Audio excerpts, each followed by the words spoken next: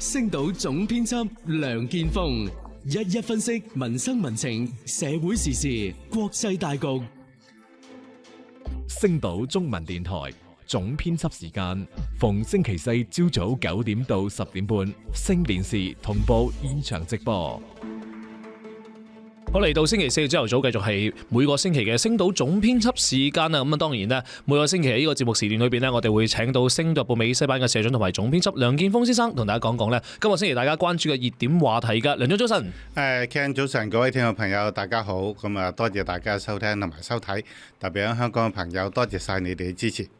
當然啦，我哋亦都多謝一啲啱啱正如梁總所講，喺香港嘅朋友咧已經贊助咗我哋嘅，分別係呢個 Link Stella 啦，同埋呢個 Jenny 張，多謝你嘅贊助嚇。好啊，咁喺呢個時候咧，即刻要同梁總傾下先，因為咧新年流流咧有好多，就快仲有個半星期啦嚇，同埋過咗17號兩個星期到，咁所以就仲我哋有一連串嘅呢個新年活動啦，咁同埋咧就有年貨啦，咁仲有好多旅行團，咁都而家啲活動都相當之精彩。今日去到農曆年嘅，仲有呢個加州嘅呢個粵劇藝術節咧，即係香港藝術節咧又嚟啦咁樣，所以又會有呢個粵劇睇，即係一連串嘅呢個新年嘅慶祝活動都緊鑼密鼓咁準備緊喎，梁總。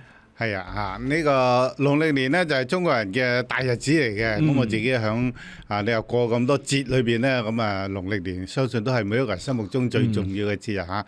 所以準備好多嘢嘅。咁我哋首先就係響而家辦年貨，咁啊要方便大家啦，特別係響外州嘅朋友啦。我知我哋節目都有好多外州嘅朋友，包括東岸啊、紐約啊，咁啊好多地方嘅朋友都係睇緊嘅。咁我而家話俾大家聽，我哋有一個購物網站，應該都知，我哋叫麼麼噠.com，麼麼噠嚇，你打麼麼噠咁就得噶啦。咁又可以揾到我哋，或者喺我哋屏幕下方咧，應該都睇到我哋嘅連結。咁我哋有好多特惠嘅年貨，亦都係精品啊，精挑細選啊，挑咗成個幾月嘅，我哋嘅同事揀咗呢啲，又喺價錢方面咧，我哋又比對過全網嘅價錢，仍然都係俾大家一個最優惠嘅價格。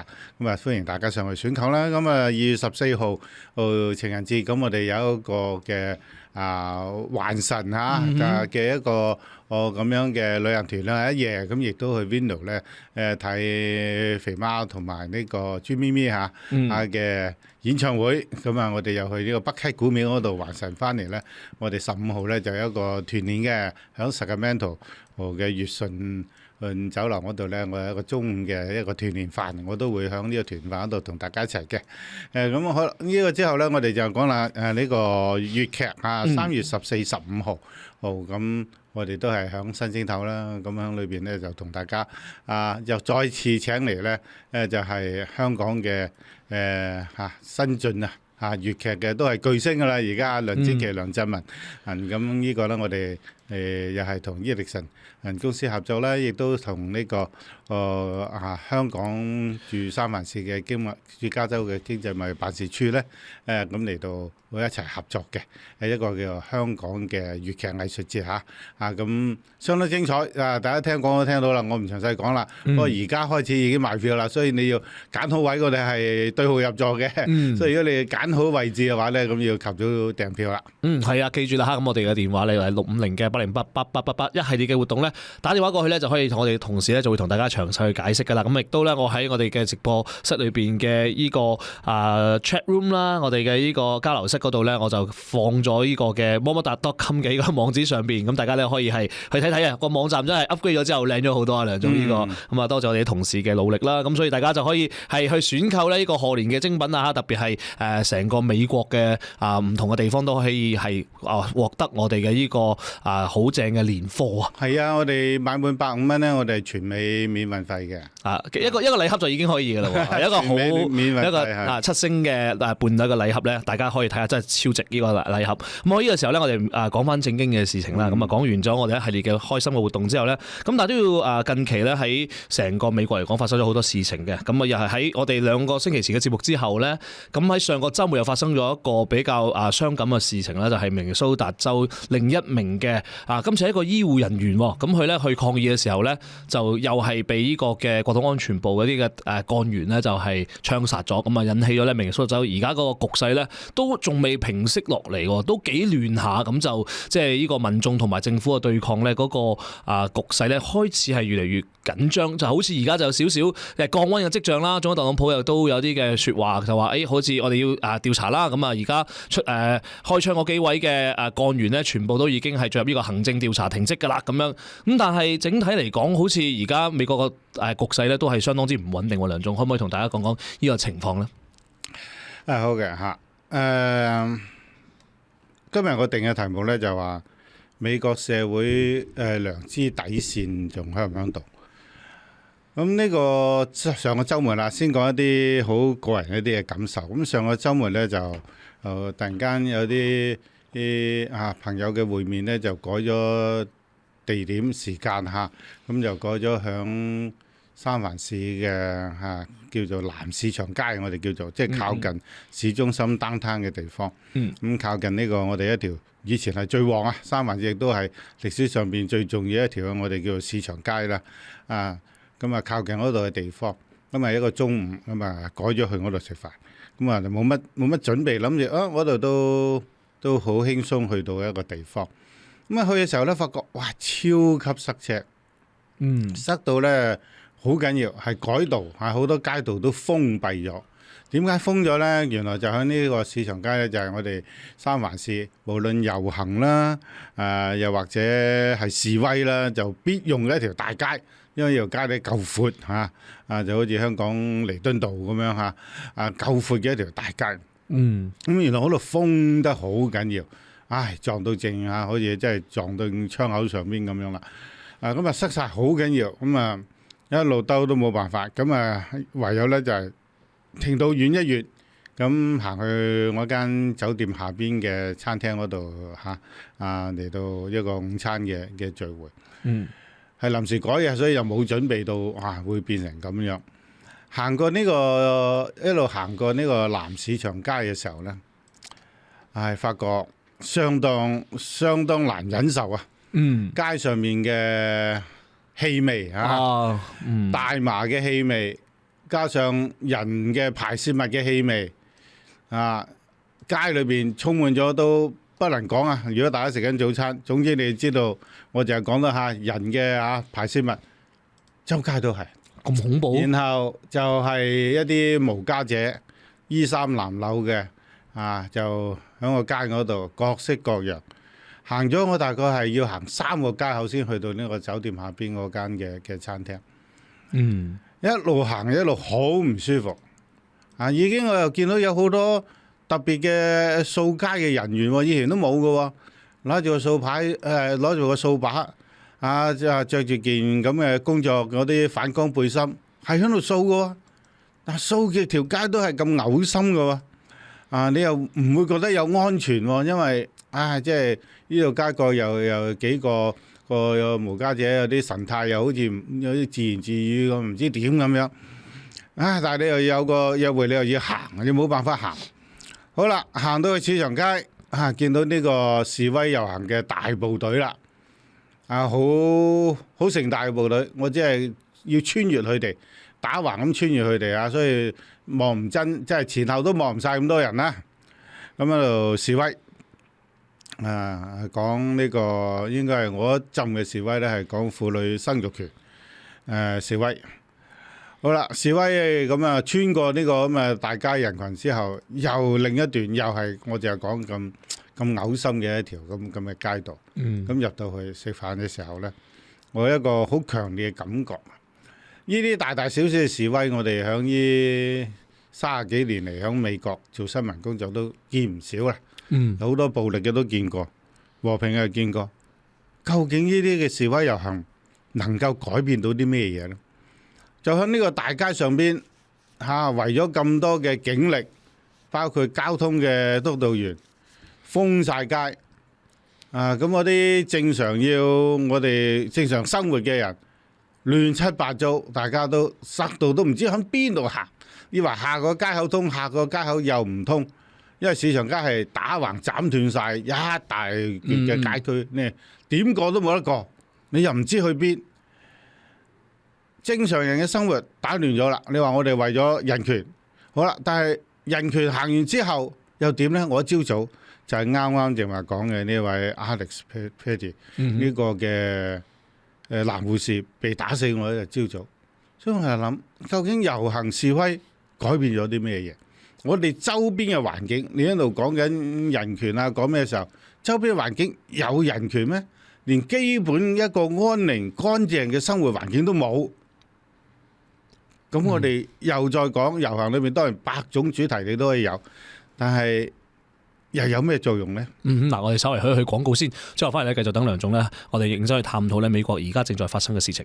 劍鋒建材，灣區裝飾材料首選品牌，深耕灣區超過22年，專營櫥櫃、地板、歐洲進口瓷磚、石材、高級衛浴設備，上百種知名品牌，庫存充足，即買即取，省時又便利。我們自設工廠 East Star 品牌櫥櫃，自產自銷，品質穩定，設計時尚，價格實惠，完美結合個性與潮流。無論新屋裝修定係翻新工程，歡迎親臨三藩市或飛黃門市，劍鋒建材打造你理想空間嘅起點。星島總編輯梁建峰一一分析民生民情、社會時事、國際大局。星島中文電台總編輯時間逢星期四朝早9點到10點半，星電視同步現場直播。好啦，翻到嚟呢個嘅總編輯時間啦，咁我哋今日嘅標題係美國社會仍然有良知底線嗎？咁啊要繼續等梁總講啦。咁啊上一節尾聲，梁總講到就係喺三藩市見到嘅呢啲即係幾無奈嘅呢個情況啦。咁亦都好多遊行示威啦。咁但係對於成個社會嚟講，呢啲示威以前我覺得馬丁路德金時期係真係有一個引起咗全國改變嘅。咁但係好似呢幾年呢10零20年，好似做極遊行，好似槍械啊、暴力啊等等，或者一啲嘅大家面對嘅問題，好似都冇乜改善啊，梁總。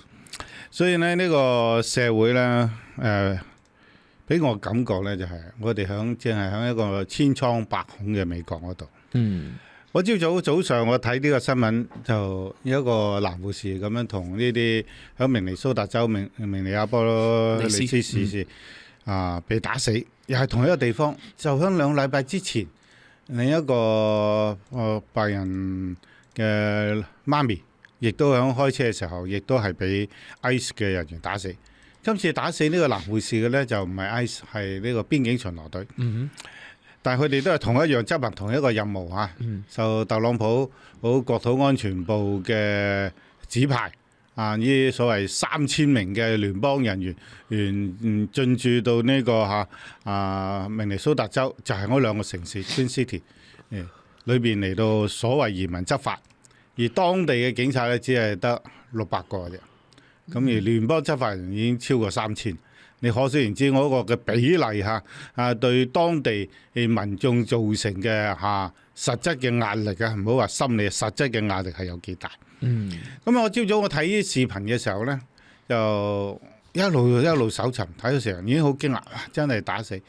大家可以都網上睇得到啦，我諗有好多人嘅討論過。其實就係呢一位嘅男護士，佢就去喺嗰度用個手機影呢啲嘅邊境巡邏隊喺度話拉非法移民，佢就影佢哋。但係就有唔係佢一個嘅，幾個人一齊有2個女嘅，有幾個一齊咁喺度影。影嘅時候咧，就呢啲邊境巡邏隊咧就梗係唔高興，就擁佢哋買路，擁開佢哋，用手擁比較粗暴咁擁佢哋，咁擁嘅時候咧，就其中有一個女士咧就跌咗落地，咁呢位男護士就走去扶佢，咁啊企喺呢個跌倒嘅人同埋呢個巡邏隊之中間，咁啊巡邏隊見你多管閒事，於是又攞呢胡椒噴霧兜頭兜面咁樣噴佢，然後亦都將佢擁落埋地，咁啊互相有一個咁樣嘅肢體嘅衝突喺嗰度啦。但係基本上因為係巡邏隊咧係5-6個人啦，撳住佢一個人，而即係噴咗佢胡椒噴霧啦，我諗佢眼都未必睜得幾開，就拱佢落地。拱佢落地嘅時候咧，就發現呢位男護士嘅腰間咧係有配槍嘅。咁而家明尼蘇達州咧係可以，只要你攞政府嘅執照咧係可以配槍出街嘅。咁而家護士咧佢係有完整嘅執照有許可，即係佢可以係帶槍出街嘅。咁可能唔喺美國生活嘅朋友就覺得點解會咁嘅咁樣？咁但係美國係可以嘅，其實三藩市都可以嘅。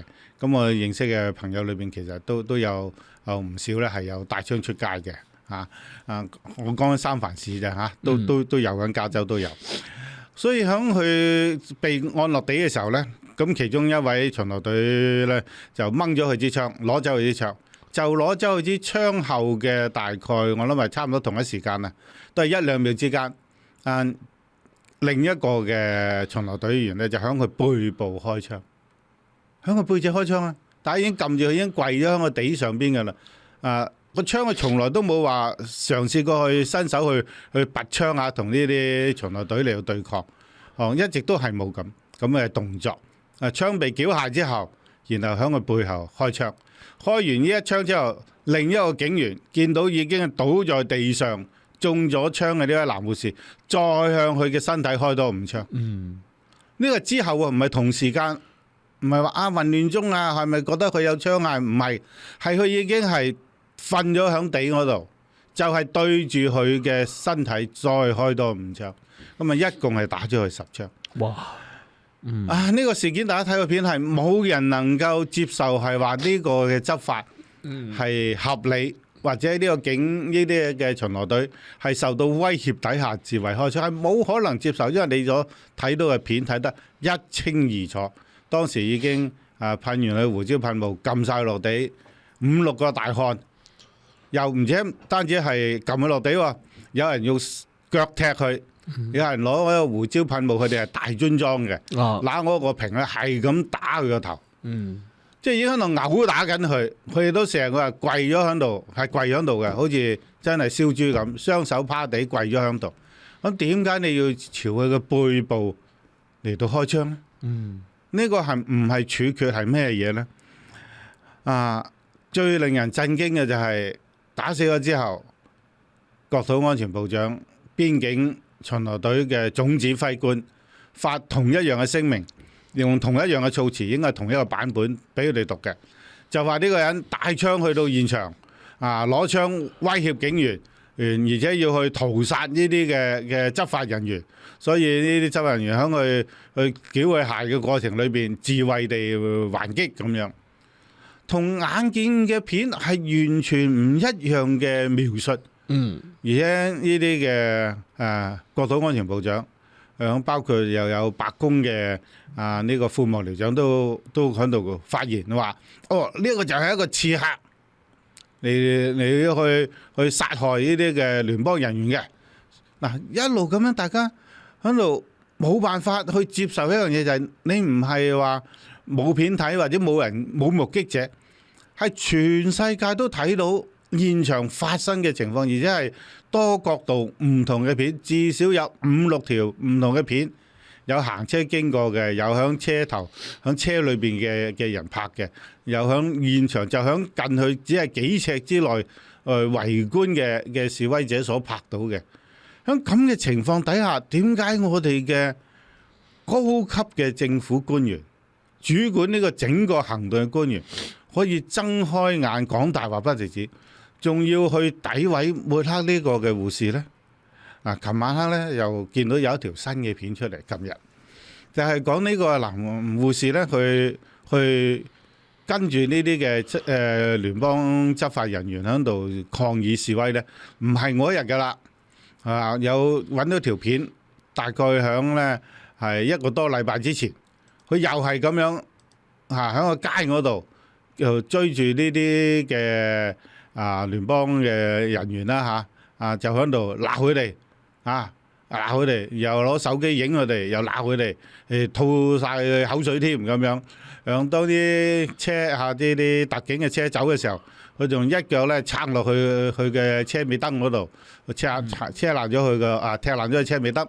呢啲特警落嚟又打佢一餐，撳佢落地。嗰次咧就冇開槍，揼完佢一輪之後，我嗰陣亦都個片影到咧，佢嗰陣已經係帶有槍。但佢有啲人就話播呢條片出嚟就話，你睇佢係一個暴力示威者嚟㗎咁樣。但係我又會覺得，咁代表咩嘢咧？因為就響佢我條片出嚟之前嘅一個禮拜，就係另一個 Vinny Good 就係俾ICE 人員打死咗之後，成個明尼蘇達明尼阿波利斯市嘅居民都可以話憤怒到不得了，對於聯邦人員隨街殺人。咁佢作為一個示威者出嚟，佢有配槍，冇錯，合法去配槍。但係佢有冇用佢嘅武器作為一個示威嘅工具呢？冇，佢係用手機吐口水，然後當啲車走嘅時候，佢扔佢架車，踢佢架車，咁啊踢中咗佢嘅車尾燈。你係咪覺得呢個係一個好暴力嘅示威呢？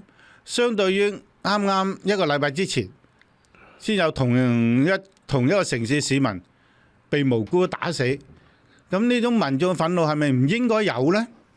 係咪佢錯呢？咁樣破壞政府車輛喎，咁你可以話佢破壞，咁但係政府人員唔依法打死平民又點樣兩個點樣衡量呢？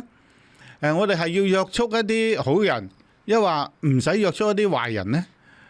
再加上如果你話佢暴力嘅話，佢當日亦都有配槍，但佢冇攞槍出嚟。同樣都冇。你話如果佢暴力，佢係咪可以掹槍嚟射擊呢啲執法人員？哇！咁就佢自己都犯法啦嚇，佢自己都係真正一個暴力啦。但係佢有槍嘅情況底下，佢係選擇吐口水，選擇用隻腳去踢我架車，咁係咪話一個極度暴力？所以有啲人放呢條片出嚟就話：你睇下佢有啲抵死㗎咁，係咪咁就抵死呢？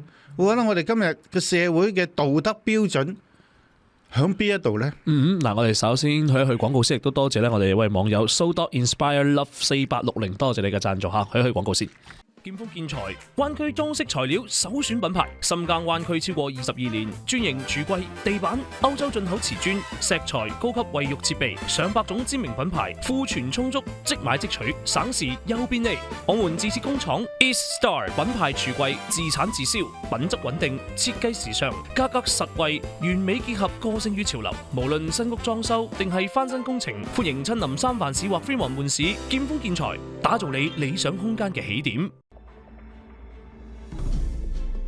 星島總編輯梁建峰一一分析民生民情、社會時事、國際大局。星島中文電台總編輯時間逢星期四朝早9點到10點半，星電視同步現場直播。翻嚟第三節嘅總編輯時間啦，咁啊，上次尾聲梁總講到咧，就係即係有啲嘅片段就顯示咧，就係阿 Puri 依位嘅男護士啦，被殺嘅一位男護士都有一啲稍為激烈嘅行為啦嚇，吐下口水、踢車咁，但係佢亦都帶槍，咁就有啲人就覺得佢係可能係有少少危險嘅分子咁樣，咁所以咧就係抨擊佢。咁但係而家人就冇咗啦，咁跟住引發出嚟嘅後續都幾嚴重啊！而家明尼蘇達州嗰個局勢都仲係未平復落嚟喎，咁後續點樣咧，梁總？係啊，接續講咧就係我哋嗰個社會，我哋今日仲有冇一種我哋以前講嘅就係一種咁嘅共同嘅道德價值觀。如果你話我哋講話普世價值或者共同價值嘅話，我覺得社會應該係有一種咁樣嘅有力無形但係有力嘅約束喺我哋。如果講再具體啲，就係我哋每個人係咪都有一種嘅良知喺嗰度？好似喺呢個事件裏邊，政府高層一出嚟就要抹黑呢個被槍殺嘅男護士。你話佢做嗰啲咩係讓聯邦執法人員可以向住佢開10槍呢？佢究竟做咗啲咩呢？當時已經係被毆打、被制服、跪喺地嗰度，點解喺嗰個時間仲要開槍呢？如果你話你唔信佢又或者要教訓佢，哇！幾個大漢壓住佢嘅身上邊，好容易鎖佢翻去啦，係嘛？但係因為佢哋唔係真正執法慣嘅警察嚟嘅，佢哋係特別請翻嚟係着住軍裝軍服嘅裝備甚至有啲係去戰場上邊戰鬥嘅呢啲嘅武器，唔係響城市裏邊執法嘅，所以佢哋可能諗到嘅暴力咧武力咧就係置人於死地嘅咁嘅武力，所以就選擇開槍對住一個對你冇威脅冇反抗嘅一個人，喺佢背後開槍，呢個係極度係不能接受。但係社會上唔單止係高官走出嚟同佢護航，仲有一大片喺輿論場上邊，都仲有人覺得啱㗎，因為佢帶槍去啊嘛。包括我啲某一面嘅支持者啦另外嗰個 FBI 嘅局長FBI 大家都知道好厲害即係我哋覺得美國全球啲嘛最有信譽嘅執法部隊應該係聯邦密探我哋以前叫做FBI 嘅局長走出嚟講話，我哋唔能夠接受帶槍去示威嘅，呢啲係犯法嘅。哇，講到好似好有道理。咁我哋呢啲生活喺冇槍世界、嚟自冇槍世界嘅華人聽上，好有道理咁。但係你要知道，同一個人就係呢位嘅FBI 嘅局長，早2年啫，又係同類似嘅事件，有一位年青人仲孭住自動步槍去一個示威現場嗰度，卒之咧就發生咗槍戰，咁被打死。咁呢位嘅局長咧，當時未係做局長，公開喺度籌款，然後咧就話要去追究呢件事。就覺得美國有第2修正法憲法上邊，美國憲法保證係可以帶槍嘅咁係為槍權。但係呢個總統特朗普一直堅持嘅號召佢啲支持者嘅好多擁躉去支持佢，就係為咗支槍嘅啫，即係擁有槍械嘅權利。咁所以有啲州，好多美國州都係容許帶槍嘅。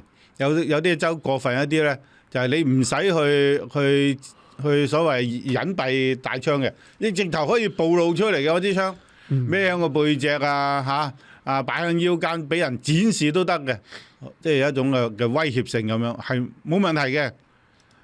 當呢啲極右派咁愛槍嘅時候，但係對於呢一個我相信都唔係右派被打死嘅死者，帶住槍但係冇使用，亦都冇去掂嗰支槍，就認為係大逆不道，話極大威脅，不能接受。我啲價值觀去咗邊度呢？講來講去就係話政治施行意識形態，只要意識形態對就對啦，做乜都得要意識形態唔對，我先前講嗰啲你都唔做得，即係好到咗一個咁樣係支離破碎嘅一個咁嘅社會價值。但係明尼蘇達州嘅州民呢，今次其實係展現咗另一種嘅力量出嚟。咁佢哋冒住嚴寒呢，當地係零下20-30度嘅，持續上街冇停過。自從呢呢幾千個聯邦特警進駐呢個地方之後，佢哋冇停過上街示威抗議，認為呢個係對佢哋州同埋城市嘅一種非法嘅佔領。零下咁樣去出嚟上街，而且佢哋揸住嘅工具係咩呢？最多嘅口哨。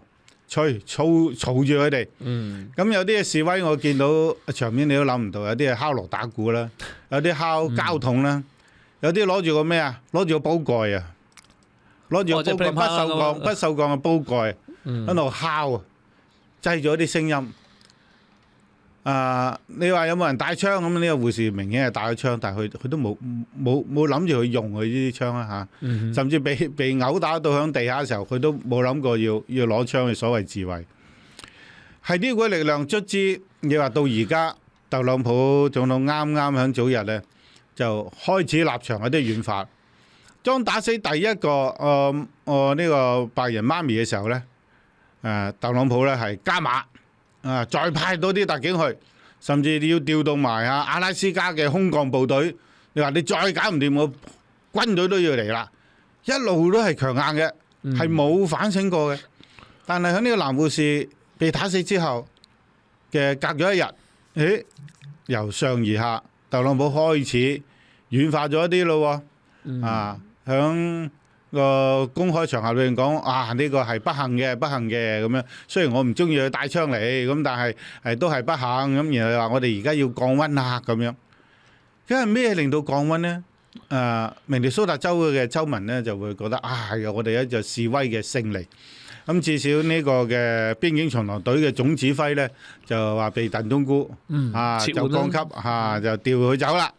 咁唔好彩，佢原本係嚟自加州嘅，翻嚟我哋加州翻嚟加州好似有一啲階段性嘅勝利。然後派咗個新嘅指揮過，一個文官咧，過去咧，即係領導呢一場所謂幾千個聯邦特警嘅呢個執法行動。而且一去到咧，呢個嘅新嘅呢個 Homan 啦，呢個新嘅指揮咧就文官嚟嘅，就同州長同市長咧坐低落嚟開會，表示咗一種尋求合作。過唔係嘅，聯邦人員高高在上，甚至連警察都盤查嘅。咁好似局面咧係變化咗，係咪真係示威有效呢？係咪真係我哋社會嘅良知仍然存在呢？嗱，我哋去廣告先，最後翻嚟繼續等梁總講講。劍鋒建材，灣區裝飾材料首選品牌，深耕灣區超過22年，專營櫥櫃、地板、歐洲進口瓷磚、石材、高級衛浴設備，上百種知名品牌，庫存充足，即買即取，省時又便利。我們自設工廠 East Star 品牌櫥櫃，自產自銷，品質穩定，設計時尚，價格實惠，完美結合個性與潮流。無論新屋裝修定係翻新工程，歡迎親臨三藩市或飛雲門市，劍鋒建材，打造你理想空間嘅起點。星島總編輯梁建峰一分析民生民情、社會時事、國際大局。星島中文電台總編輯時間逢星期四朝早9點到10點半，星電視同步現場直播。好啦，翻到嚟呢個10點前嘅總編輯時間啦，咁繼續等梁總講講咧，就係今次呢個明尼蘇達州男護士被槍殺嘅事件咧，其實引發咗好多嘅心思啦，同埋社會而家一個即係混亂情況啦，大家都係非常之憤怒啊！某程度上睇到嗰啲嘅畫面啊，梁總。而家由特朗普開始咧，就話要降溫啦咁樣，咁調走一啲嘅人，咁仲話會減少下呢啲嘅聯邦特警，但係點減法？呢個減嘅速度有幾快？而家仲未知，但係好似有一個階段性嘅勝利。但係呢個階段性，我講係明尼蘇達州個即係反抗呢啲聯邦特警嚟到佔領城市，係好似有階段性嘅勝利。咁但係呢個勝利係用2條嘅人命換翻嚟嘅，2條嘅人命換翻嚟。咁喺呢個過程裏邊咧，你話究竟係咪示威有用？如果示威有用，咁點解第一次打死人嘅時候，聯邦政府仲會加派人員，仲甚至要威脅要用到軍隊嚟到鎮壓呢？好啦，咁但係結果啦，我哋睇結果啦，唔好睇過程嘅話。咁而家結果，我對明尼蘇達州嚟講都係階段性嘅小勝。咁點解會造成呢個勝利呢？我諗其中一樣嘢就係社交媒體平台上邊。今一次有足夠嘅片俾大家睇到，就上一次呢個女司機被打死，大家都仲可以去拗一餐。嗰架車，因為個司機係坐喺架車裏邊，被打死嘅。咁但係其中一槍係喺佢嘅太陽穴嗰度打入去。咁你就知道究竟呢個警員係咪俾架車撞緊嘅時候佢開呢一槍啦？所以上一次都仲有得咁樣去拗下，但係今一次睇得好清楚，真係響手無寸鐵。你話佢腰間有槍，但係佢冇去攞支槍出嚟。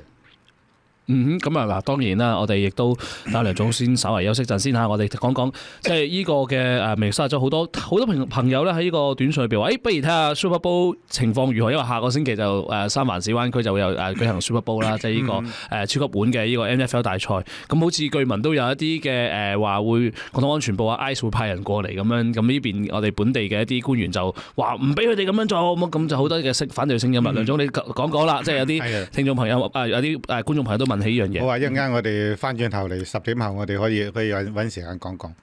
再講翻落嚟呢個今一次除咗呢個社交媒體上面大家睇到清楚之後，一啲主流媒體，特別係啲共和黨嘅右傾嘅呢啲嘅媒體咧，特朗普最中意上嘅呢啲嘅媒體咧，都唔替呢個ICE 咧去辯護啦，即係都覺得呢個係不能接受，可以話係本來一向都為政府講説話嘅呢啲媒體，都冇辦法去背住自己嘅良心去講。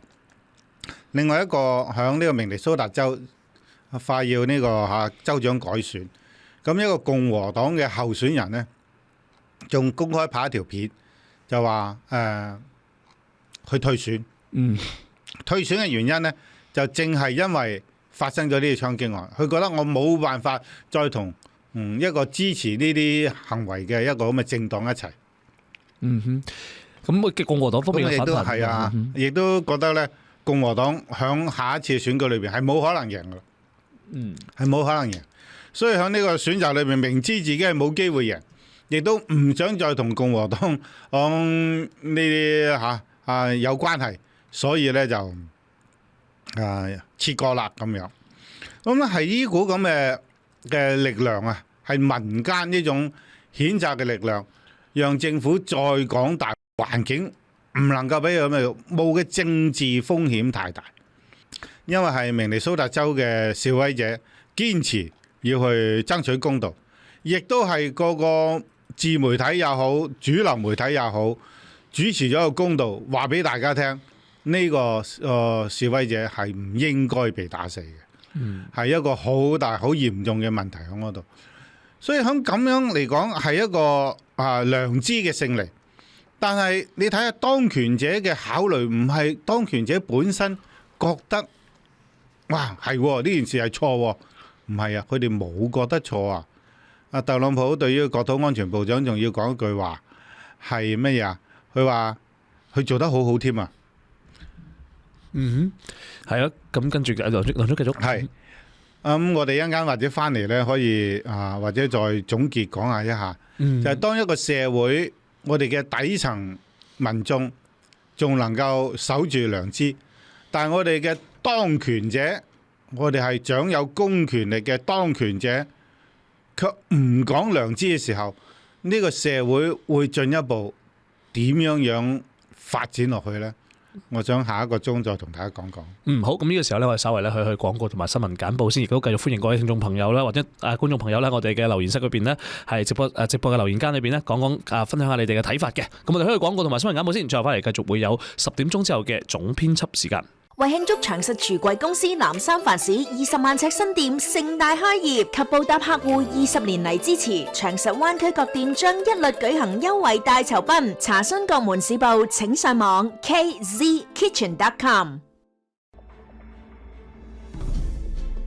星島總編輯梁建峰一分析民生民情、社會時事、國際大局。星島中文電台總編輯時間，逢星期四朝早9點到10點半，星電視同步現場直播。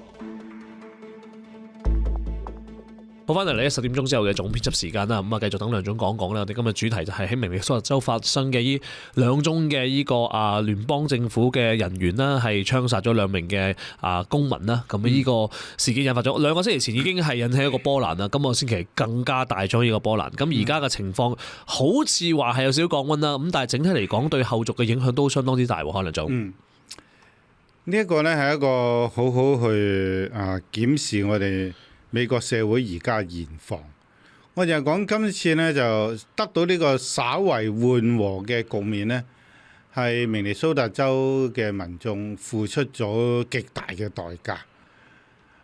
佢哋幾萬人冒住嚴寒咁樣上街，徹夜去到呢啲聯邦特警住嘅酒店或者佢哋嘅大樓外邊嚟到示威抗議，敲鑼打煲蓋咁嚟到示威吹口哨，咁換嚟嘅犧牲咗2個人命，同埋無數嘅衝突裏邊有人受傷。我想講話有一個甚至被打盲咗眼有啲咁樣。之後咁緩和呢個咁樣嘅緩和局面，可以話係慘勝，係階段性嘅添喎，唔係一個完全嘅勝利喎，係階段性嘅一個嘅慘勝。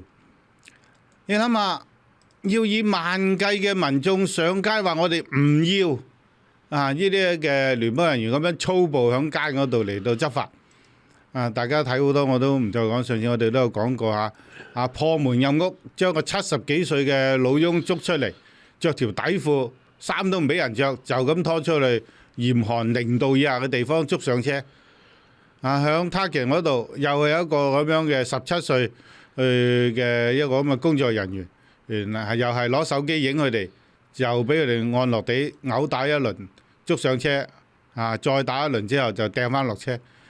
呢啲咁樣叫做執法嚇，底層社會反抗，但係你話上層而家未好聽取民意啦嗱呢個咁嘅邊境巡邏隊嘅阿頭調走啦咁樣。又換一個文官嚟到主持成個行動，咁同州長同呢個市長仲開會添，好似文明好多咯喎咁樣，大家唔使示威啦。嗱，總統都話我哋要降溫，都話呢個事件係不幸啦，唔再講呢個係恐怖分子啦，咁係咪大家就收貨呢？咁樣，我想呢度要睇嘅就係，究竟呢個嘅良知係咪全美國都有啊？因為只係被壓迫嘅民眾先有，而可以有權力嘅人係冇。如果係咁嘅話，咁呢個社會係極度危險不特止，係唔成一個社會嘅。我有啲嘅訪問裏邊，我睇到呢個明尼蘇達州嘅州長咧，就話佢係啦，佢見過呢個新嚟嘅呢個。算係特使啦嚇，聯邦嘅特使。咁呢個 Homan，佢話有講要同我哋合作要點樣令局面呢降溫。但係佢話佢整個嘅對話裏邊，佢係冇提過我啲2位嘅死者，亦都冇提及過對明尼蘇達州呢啲民眾嘅一啲嘅關心，純粹嘅係政治操作。咁點解聯邦政府呢個時候會係咁樣做呢？咁樣點解會有啲好似稍為從咁高調嘅鎮壓變為好似而家平和一啲呢？咁樣，因為壓喺我哋面前嘅係冇辦法再撐落去啦。如果再撐落去嘅話，會危害到佢哋呢個管治嘅公信力、合理性。因為如果你哋繼續去為一個咁嘅殘酷嘅殺戮去辯護嘅話，咁你自己本身就失去咗公信力，失去咗你繼續執政嘅合法性㗎啦。咁呢個係會去危害到呢個整個政權啊，所以佢哋冇辦法，係要逼到呢一步，佢哋先會咁做。意思即係話，如果唔係有咁多嘅片，如果現場嘅環境仲可以模糊一啲嘅話，佢哋係會繼續佢哋嘅論述，就係話呢個就係恐怖分子，本土恐怖分子。今一次仲係持槍添，上一次又揸車係去撞呢啲特警，今一次咧直頭係帶槍去咁樣，仲要講明佢有2個子彈夾即係話大量嘅彈藥咁樣，任佢哋講啦可以。只不過呢啲片冇辦法讓佢哋可以即係再繼續去抹黑，意思即係話，如果下一次呢，如果呢一個事件被掃下背摸下頭過咗去，但係呢個政府嘅本質有冇改變呢？我哋民眾要求嘅公義、道德、良心，係咪就響華盛頓嗰度得到響應、得到認同呢？似乎唔係喎。喺今次事件裏邊，仲有更多人問嘅一樣嘢，我喺網上，我因為好密切嘅留意呢啲嘅社交平台，佢哋都問一樣嘢，佢話我哋嘅領袖喺邊一度啊？你話極右嘅，哇大把擁躉呢個國會裏邊共和黨死咗條心噶啦，一路都係會去支持總統做乜，佢哋都支持噶啦，應聲蟲嚟嘅。咁但係民主黨呢？民主黨見到有領袖出嚟啦咩？好多人都會問，民眾喺度攞住膠桶，攞住口罩，攞住口哨，攞住煲蓋，咁樣出街示威嘅時候，究竟我哋呢個社會裏邊呢個國家，仲有冇一啲政治人物肯站出嚟，大聲用良心講說話呢？民主黨去咗邊呢？咁呢個都係好多人一個好大嘅問題喺嗰度。好，咁呢個時候咧，我睇下去廣告先啦，最後翻嚟咧，繼續咧等梁總做一個總結。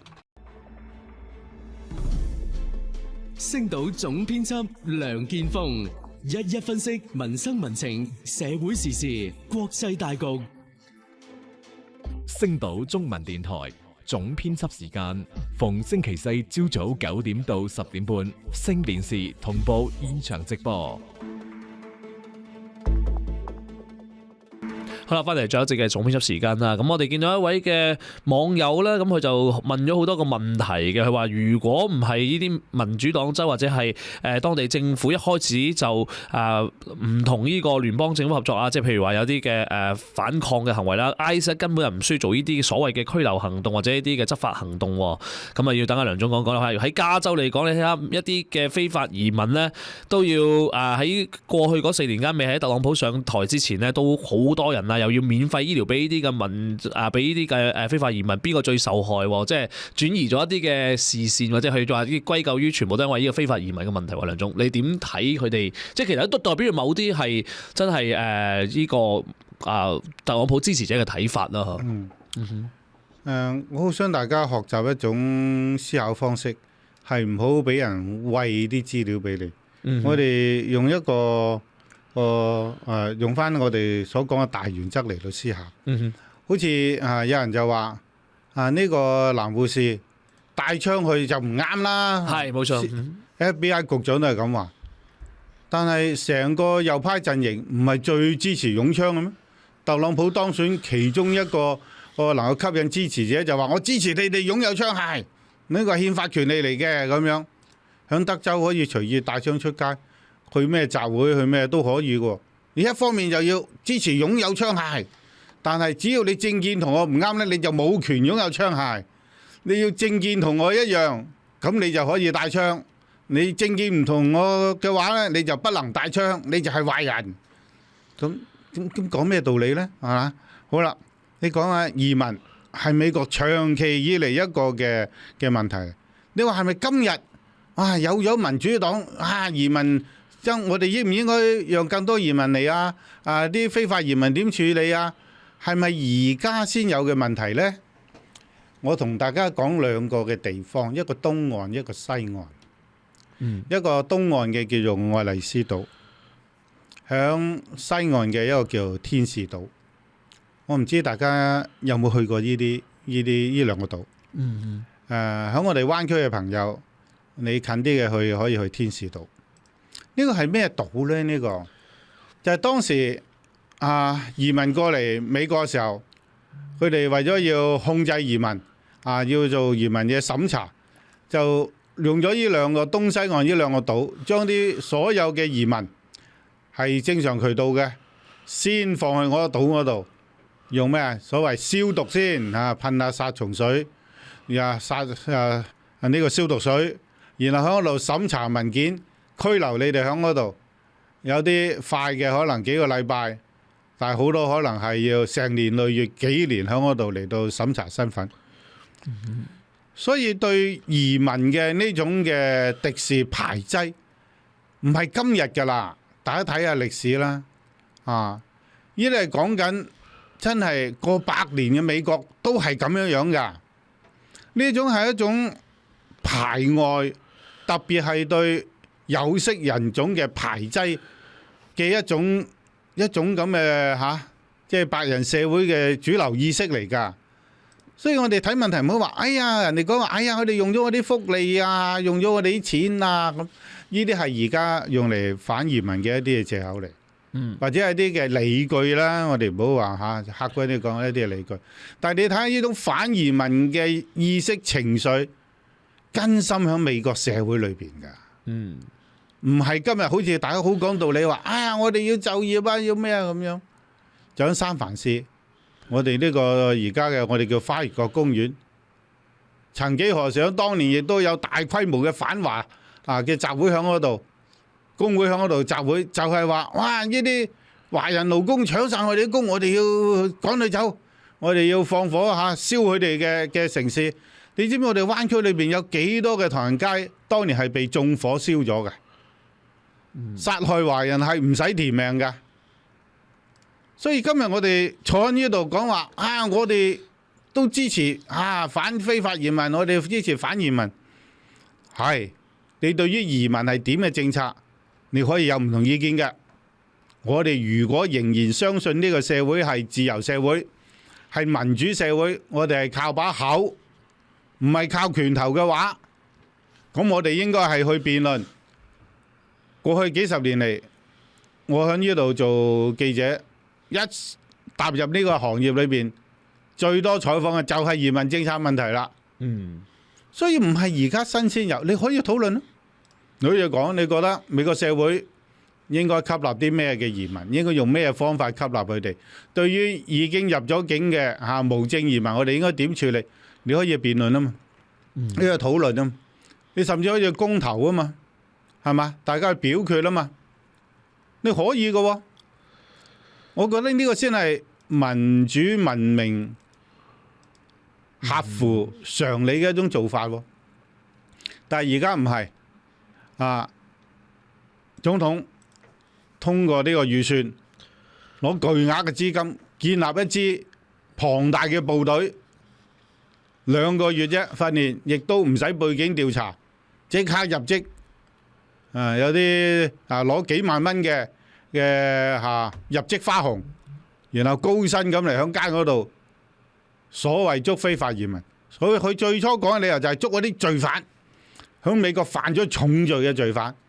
但係而家發覺佢哋拉嘅人裏邊70%都唔係呢一類，甚至有一個案件亦都係令人哋響明尼蘇達州嗰度，令人即係啲眼都跌咗出嚟嘅，就係佢哋去捉一個5歲嘅細路仔喺學校嗰度拉咗佢出嚟，然後就用呢個細路仔引佢個老豆出嚟，然後2個都拉晒。